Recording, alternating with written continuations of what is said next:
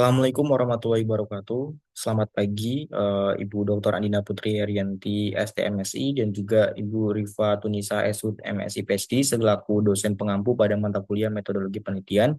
Di sini izinkan saya untuk mempresentasikan hasil penelitian saya pada mata kuliah ini dengan judul Analisis dan Pemetaan Kerentanan Ketersediaan Air Terhadap Perubahan Iklim Menggunakan Pendekatan Spasial Berbasis GIS di Kecamatan Doro, Kabupaten Pekalongan.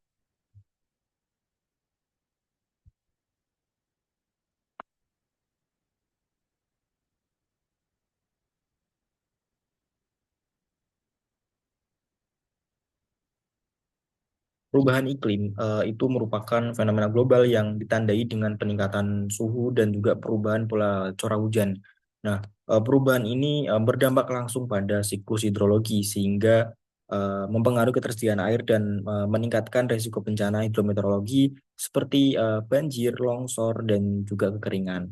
Nah, dampak tersebut tidak hanya bersifat lingkungan, tapi juga berdampak pada aspek sosial dan ekonomi masyarakat. Indonesia sendiri termasuk negara yang rentan terhadap perubahan iklim karena memiliki keragaman topografi dari kondisi yang topografi dan kondisi ekstrim. Ketidakstabilan curah hujan dan peningkatan suhu udara itu menyebabkan ketidakseimbangan antara ketersediaan dan kebutuhan air, terutama di wilayah yang bergantung pada sumber air alami. Nah, secara lokal, Kecamatan Doro di Kabupaten Pekalongan ini memiliki karakteristik wilayah berbukit dan didominasi lahan pertanian. Masyarakatnya sangat bergantung pada mata air dan air tanah. Perubahan pola hujan dan suhu berpotensi menurunkan debit mata air serta cadangan air tanah, sehingga meningkatkan kerentanan ketersediaan air. Penelitian ini sebelumnya menunjukkan bahwa GIS efektif untuk pemetaan kerentanan wilayah, namun sebagian besar masih berfokus pada banjir atau sektor pertanian dan dilakukan pada skala kabupaten. Oleh karena itu, diperlukan pemetaan awal kerentanan ketersediaan air di tingkat kecamatan, khususnya di Kecamatan Doro ini. Nah, berdasarkan latar belakang tersebut, penelitian ini merumuskan tiga permasalahan utama. Yang pertama adalah bagaimana kondisi faktor-faktor lingkungan dan kondisi eh, sosial ini memengaruhi kerentanan ketersediaan air terhadap perubahan iklim di Kecamatan Doro.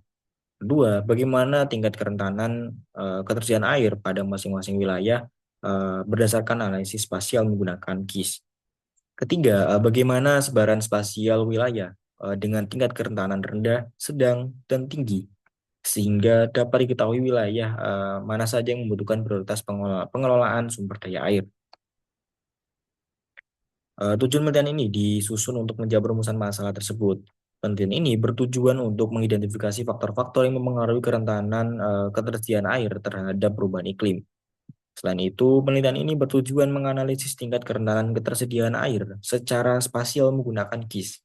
Hingga tujuan akhirnya adalah menghasilkan peta kerentanan ketersediaan air yang mampu menggambarkan kondisi wilayah secara objektif dan juga terukur. Penelitian ini memiliki beberapa manfaat ya. Secara akademis, penelitian ini berkontribusi dalam pengembangan eh, kajian geospasial terkait kerentanan ketersediaan air di tingkat kecamatan secara praktis. Hasil penelitian ini dapat menjadi informasi awal bagi pemerintah daerah dalam dalam perencanaan pengelolaan sumber daya air dan strategi adaptasi perubahan iklim. Selain itu, penelitian ini apa ya juga dapat diharapkan menjadi referensi bagi penelitian selanjutnya yang ingin mengembangkan analisis dengan parameter yang lebih detail. Nah, berikut mind map penelitian saya sendiri yang mana ini berawal terkait dari perubahan iklim yang merujuk pada perubahan curah hujan dan juga pola hidrologi yang mana eh, ikut dipengaruhi oleh faktor lingkungan dan juga faktor sosial. Faktor lingkungan sendiri di sini ada topografi, jenis tanah dan penggunaan lahan. Jadi bagaimana dari eh, lingkungannya itu sendiri yang ikut ikut andil dalam permasalahan yang ada begitu. Lalu yang kedua ada faktor sosial, ini dari kepadatan penduduk dan kapasitas adaptasi eh, terkait pembangunan yang mana itu bisa saja mempengaruhi eh, terkait kerentanan ketersediaan sumber daya air. Nah, dari ini dapat dilakukan sebuah analisis spasial menggunakan GIS dengan fokus pada pemetaan keterpaparan, sensitivitas, dan juga kapasitas adaptasi. Yang mana luarannya sendiri nanti adalah berupa peta zonasi kerentanan ketersediaan air, yang ini tuh bisa digunakan sebagai rekomendasi pengelolaan sumber daya air yang berkelanjutan. Penelitian ini menggunakan pendekatan spasial berbasis sistem informasi geografis. Data yang digunakan terdiri dari data sekunder dan juga data primer. Data sekunder di sini meliputi data iklim, dam, penggunaan lahan, jenis tanah, dan kependudukan yang diperoleh dari instansi resmi. Data primer diperoleh melalui observasi lapangan untuk mengecek kondisi mata air dan memvalidasi hasil analisis spasial. Variabel penelitian di sini disusun berdasarkan konsep kerentanan. Di sini ada variabel curah hujan, suhu udara, kemiringan lereng, jenis tanah, penggunaan lahan, dan kebutuhan penduduk. Variabel curah hujan diukur dengan cara sederhana diklasifikasikan menjadi kategori sedang, tinggi, sedang, rendah berdasarkan skala data dengan sumber data dari BMKG. Suhu udara diklasifikasikan dengan sesuai tingkat kenaikan suhu. Ini juga bisa diambil dari BMKG. Untuk kemiringan lereng dihitung dari DEM menggunakan GIS, sehingga nantinya dikelompokkan gitu. Sumber datanya dari DEM SRTM. Dengan selanjutnya variabel jenis tanah diklasifikasikan berdasarkan kemampuan tanah menyerap air. Ini menggunakan sumber data dari BIG. Lalu variabel penggunaan lahan di sini diinterpretasikan dari citra satelit yang kemudian nanti dikelompokkan.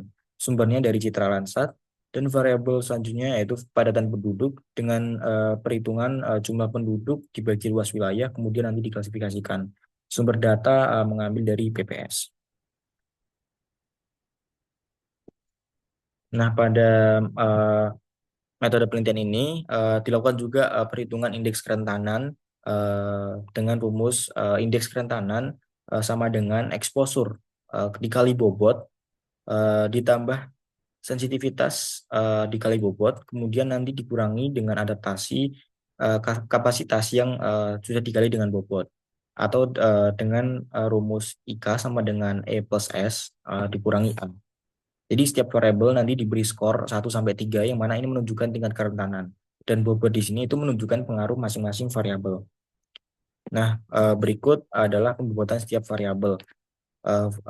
Variabel di sini contohnya pada curah hujan dan juga suhu udara ini em, digunakan sebagai indikator keterpaparan dengan bobot sekitar 0,25 dan juga 0,20 eh, untuk curah hujan dan suhu udara. Lalu untuk kemiringan lereng, jenis tanah, dan penggunaan lahan ini untuk indikator sensitivitas. Dengan bobot kemiringan lereng itu 0,20, jenis tanah 0,15, dan penggunaan lahan 0,10. Lalu ada kepadatan penduduk sebagai indikator kapasitas adaptasi dengan bobot 0,10.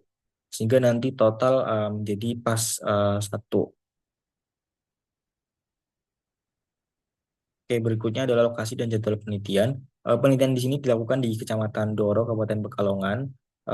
Waktu penelitian direncanakan pada bulan Maret sampai Juni tahun 2025, namun ini masih bersifat eh, bisa berubah sewaktu-waktu karena masih perlu ada penyesuaian lagi. Lalu ada pada tahapannya di sini, yang pertama ada tahap perencanaan. Jadi bagaimana perencanaan dari saya menyusun terkait metode penelitian ini untuk dilakukan penelitian nantinya. Lalu yang kedua adalah tahap persiapan penelitian, yaitu dengan em, memvalidasi lokasi penelitian langsung, bagaimana apakah itu benar-benar cocok nantinya dengan apa yang akan saya teliti gitu. Lalu yang ketiga adalah pengumpulan data. Di sini pengumpulan data nanti sekalian dengan proses pembuatan dari pemetaan ini sendiri gitu. Jadi sekalian pada pengumpulan data itu sekalian dilakukan dengan pembuatan pemetaan ini. Lalu baru setelah itu, setelah semua jadi, baru nanti ada pelaporan hasil terkait em, data penelitian saya. Nah, selanjutnya adalah analisis overlay data spasial, di mana nanti seluruh peta skor variabel itu digabungkan melalui overlay GIS untuk menghasilkan peta, peta zona kerentanan yang terdiri dari klasifikasi rendah, sedang, dan tinggi. Nanti juga dilakukan validasi lapangan, di mana dilakukan pengecekan langsung pada beberapa lokasi sumber air untuk memastikan kesesuaian kondisi di lapangan. Ini juga dilakukan di awal sebetulnya untuk validasi awal terkait lokasinya begitu. Jadi nanti dilakukan 2 kali, di awal dan di akhir untuk validasi yang lebih akurat. Oke, mungkin sekian presentasi dari saya terkait metodologi penelitian saya. Kurang lebihnya mohon maaf. Sekian, wassalamualaikum warahmatullahi wabarakatuh.